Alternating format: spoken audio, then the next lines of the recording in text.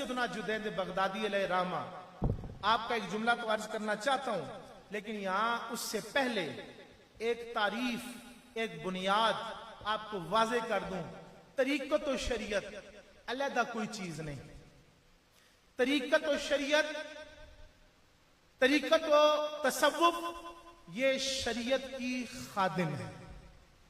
ये निसाब इस तरह समझो कि आपने कलमा पढ़ा, आपके ऊपर कुरान के जितने हुक्म लागू होते हैं उनके अंदर आप कहते हैं ना, जिस तरह एक बंदा पीएचडी डॉक्टरेट तक पहुंचा जी, तो ये जो तसव्वुफ है ये इल्म के अंदर उरूज पर जाने का नाम है। ये रूह तक उस अल्लाह के हुक्म को समझने का नाम है तसव्वुफ और तरीकत। तो ये तसव्वुफ और तरीकत शरीयत की खादिम है।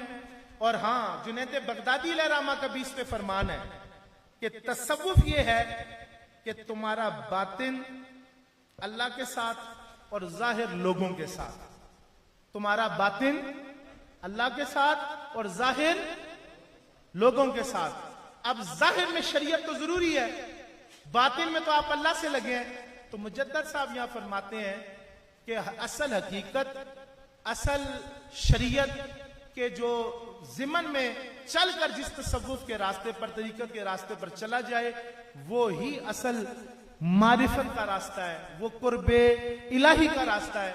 और इसको पाने के लिए वाहिद रास्ता है, वो है सुन्नत मुस्तफा की पैरवी। बाद सूफी गुमराह हुए, जंगलों में निकले, रसूलुल्लाह का रास्ता छोड़ा। आपने फरमाया नहीं, 1000 साल भी जंगलों में जाके इबादत कर लो, इसके मुकाबले अगर रसूलुल्लाह सल्लल्लाहु अलैहि वसल्लम की एक सुन्नत पर अमल कर लो तो 1000 साल का मुजाहिदा वहां नहीं पहुंचाता जहां पर हुजूर की एक सुन्नत पहुंचा देती है। तो शरीयत के ताबे है तसव्वुफ और तरीकत।